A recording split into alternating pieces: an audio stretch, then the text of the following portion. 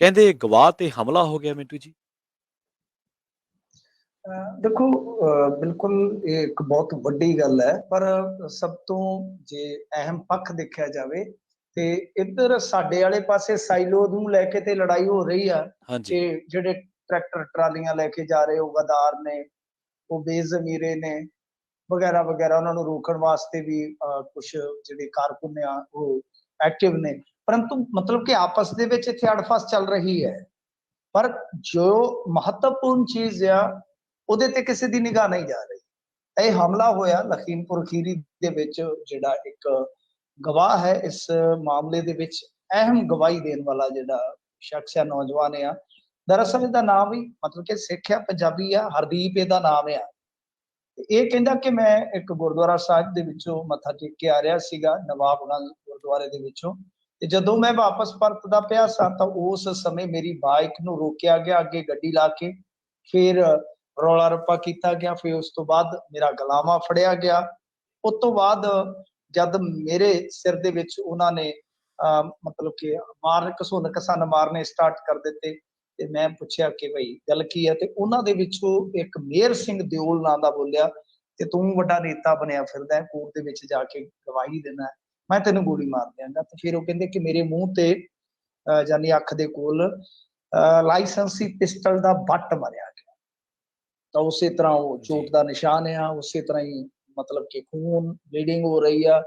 ਉਹਨੂੰ ਲੈ ਕੇ ਪ੍ਰਸ਼ਾਂਤ ਭੂਸ਼ਣ ਨੇ, ਮੇਰੇ ਖਿਆਲ ਦੇ ਨਾਲ ਜੈਂਤ ਚੌਧਰੀ ਨੇ, ਹੋਰ ਵੀ ਕਈ ਹਸਤੀਆਂ ਨੇ ਉਹਨੂੰ ਟਵੀਟ ਕੀਤਾ ਉਸ ਫੋਟੋ। ਪਰੰਤੂ ਸਾਡੇ ਇੱਥੇ ਦੇਖੋ ਲਖੀਮਪੁਰ ਖੀਰੀ ਵਾਲਾ ਮਸਲਾ ਬਹੁਤ ਭਖਿਆ ਰਿਹਾ, ਪਰੰਤੂ ਬਾਵਜੂਦ ਇਸ ਕਿਸੇ ਦੀ ਇੱਧਰ ਤਵੱਜੋ ਨਹੀਂ ਗਈ, ਕਿਸੇ ਦਾ ਧਿਆਨ ਨਹੀਂ ਗਿਆ। ਸ਼ਾਇਦ ਅਸੀਂ ਆਪਣੇ ਮੁੱਦਿਆਂ ਦੇ ਵਿੱਚ ਉਲਝੇ ਹੋਏ ਹਾਂ। ਇੱਧਰ ਵੈਸੇ ਜਿਹੜਾ ਦਿਓਲ ਆ ਉਹ ਭਾਜਪਾ ਆਗੂ ਹੈ, ਉਹ ਕਹਿੰਦਾ ਨਹੀਂ ਨਹੀਂ, ਇਹ ਤੇ ਬਸ TRP ਲੈਣ ਵਾਸਤੇ ਹੀ ਮੇਰਾ ਨਾਮ ਵਰਤਿਆ ਜਾ ਰਿਹਾ, ਮਤਲਬ ਕਿ ਉਹ ਦੋਸ਼ ਲਾ ਰਿਹਾ ਕਿ ਐਸਾ ਕੁਛ ਨਹੀਂ ਹੈ, ਇਹ ਤੇ ਸਗੋਂ ਲੜ ਰਹੇ ਸਨ ਆਪੋ ਵਿੱਚ ਦੀ, ਮੈਂ ਤਾਂ ਛਡਾਣ ਗਿਆ ਸੀਗਾ। ਪਰ ਜੋ ਸੱਟ ਲੱਗੀ ਹੈ, ਜੋ ਗਵਾਹ ਦੀ ਆਪਣੀ ਗਾਥਾ ਹੈ, ਉਹ ਤੇ ਕਾਫੀ ਗੰਭੀਰ ਹੈ, ਉਹ ਕਾਫੀ ਇੱਕ ਤਰ੍ਹਾਂ ਨਾਲ ਕਹਿ ਲਓ ਸੰਵੇਦਨਸ਼ੀਲ ਮਸਲਾ। ਦੇਖੋ ਗੱਲ ਕੀ ਹੈ ਕਿ ਜੇ ਅਜਿਹਾ ਹੈ, ਜੇ ਸੱਚਮੁੱਚ ਇਸ ਤਰ੍ਹਾਂ ਦਾ ਹੈ, ਤਾਂ ਕਿਸਾਨ ਜਥੇਬੰਦੀਆਂ ਨੂੰ ਬਹੁਤਾ ਕੁਝ ਕਰਨ ਦੀ ਲੋੜ ਨਹੀਂ ਹੈ। ਘੱਟੋ ਘੱਟ ਇਹਨਾਂ ਤੇ ਕਰ ਸਕਦੇ ਆ ਕਿ ਜਿਹੜੇ ਉੱਥੇ ਸੰਬੰਧਿਤ ਪੁਲਿਸ ਅਧਿਕਾਰੀ ਆ, ਉਹਨਾਂ ਨੂੰ ਕਹਿ ਕੇ ਜਾਂ ਥਰੂ ਕੋਰਟ, ਉਹ ਜਿਹੜੇ ਮਹੱਤਵਪੂਰਨ ਗਵਾਹ ਨੇ, ਘੱਟੋ ਘੱਟ ਉਹਨਾਂ ਦੀ ਸਿਕਿਉਰਿਟੀ ਦੇ ਇੰਤਜ਼ਾਮਾਤ ਤਾਂ ਕੀਤੇ ਜਾ ਸਕਦੇ ਆ ਨਾ, ਉਹਨਾਂ ਦੀ ਸਿਕਿਉਰਿਟੀ ਦਾ ਪ੍ਰਬੰਧ ਹੀ ਕਰਵਾ ਦੇਣ ਜੀ। ਔਰ ਗਵਾਹਾਂ ਨੂੰ ਸਿਕਿਉਰਿਟੀ ਮਿਲਦੀ ਹੈ। ਹਜ਼ੂਰ ਕਿਸੇ ਮਰਡਰ ਦੇ ਵਿੱਚ, ਹਾਈ ਪ੍ਰੋਫਾਈਲ ਮਰਡਰ ਦੇ ਵਿੱਚ ਕੋਈ ਸਧਾਰਨ ਗਵਾਹ ਹੋਵੇ ਤਾਂ ਉਹਨੂੰ ਵੀ ਕੋਰਟ ਇੱਕ ਦੋ ਸਿਪਾਹੀ ਦੇ ਦਿੰਦਾ ਹੈ। ਕਈ ਅਸੀਂ ਇਹੋ ਜਿਹੇ ਵੀ ਦੇਖੇ ਆਪਣੀ ਲਾਈਫ ਦੇ ਵਿੱਚ, ਜਿਹੜੇ ਬੰਦੇ ਗਵਾਹ ਸੀ ਖਾਸ ਮਾਮਲਿਆਂ 'ਚ, ਉਹਨਾਂ ਨੂੰ ਸਪੈਸ਼ਲ ਲਾਇਸੈਂਸ ਬਣਾ ਕੇ ਦਿੱਤੇ ਗਏ, ਅਸਲਾ ਲਾਇਸੈਂਸ ਉਹਨਾਂ ਸਮਿਆਂ ਦੇ ਵਿੱਚ। ਤਾਂ ਇਹ ਹੁੰਦਾ ਹੈ, ਗਵਾਹ ਦੀ ਸੁਰੱਖਿਆ ਜਿਹੜੀ ਹੈ ਉਹ ਬਹੁਤ ਜ਼ਰੂਰੀ ਹੋ ਜਾਂਦੀ ਹੈ ਜਦੋਂ ਕਿਸੇ ਖਾਸ ਮਾਮਲੇ 'ਚ, ਇਹੋ ਜਿਹੇ ਖਾਸ ਤੌਰ ਤੇ ਜਿਹੜਾ ਸਿਆਸੀ ਐਂਗਲ ਰੱਖਦਾ ਹੋਵੇ, ਇਹੋ ਜਿਹੇ ਮਾਮਲੇ ਦੇ ਵਿੱਚ ਤੇ ਉਹ ਹੋਰ ਵੀ ਜ਼ਰੂਰੀ ਹੋ ਜਾਂਦੀ ਹੈ।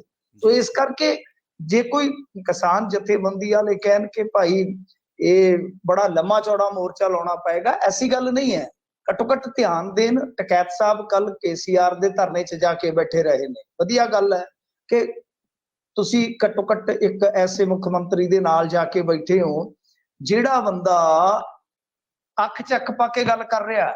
ਸਾਡਾ ਤੇ CM ਥੋੜਾ ਜਿਹਾ ਹਾਲੇ ਮਤਲਬ ਕਿ ਸੈਲਫੀ ਮਾਰਦਾ ਪਿਆ, ਫੜਦਾ ਪਿਆ ਨਹੀਂ ਮੋਸ਼ਨ, ਤਾਂ ਉਹ ਵੰਗਾਰ ਰਿਹਾ, ਕਹਿੰਦਾ ਕਿ ਮੈਂ ਤੁਹਾਡੀ ਸਰਕਾਰ ਗੇਰ ਦਿਆਂਗਾ ਜੇ ਮੇਰੇ ਕਿਸਾਨਾਂ ਨਾਲ ਤੁਸੀਂ ਧੱਕਾ ਕੀਤਾ। ਉਹ ਦਿੱਲੀ ਜਾ ਕੇ ਬੈਠਾ ਤੇ ਰਾਕੇਸ਼ ਟਕੈਤ ਉਹਦੇ ਨਾਲ ਜਾ ਕੇ ਬੈਠਾ, ਗੋਡੇ ਦੇ ਨਾਲ ਗੋਡਾ ਲਾ ਕੇ। ਤਾਂ ਜਦ ਤੇਲੰਗਾਨਾ ਦੇ ਕਿਸਾਨਾਂ ਦੀ ਸਮੱਸਿਆ ਟਕੈਤ ਸਾਹਿਬ ਨੂੰ ਦਿਖ ਸਕਦੀ ਆ, ਤਾਂ ਫਿਰ UP ਦੇ ਵਿੱਚ ਬੈਠੇ ਕਿਸਾਨਾਂ ਦੀ ਜਾਂ ਕਿਸਾਨਾਂ ਨਾਲ ਜੁੜੇ ਗਵਾਹਾਂ ਦੀ ਸਮੱਸਿਆ ਕਿਉਂ ਨਹੀਂ ਦਿਖ ਰਹੀ? ਵੱਡਾ ਸਵਾਲ ਆ।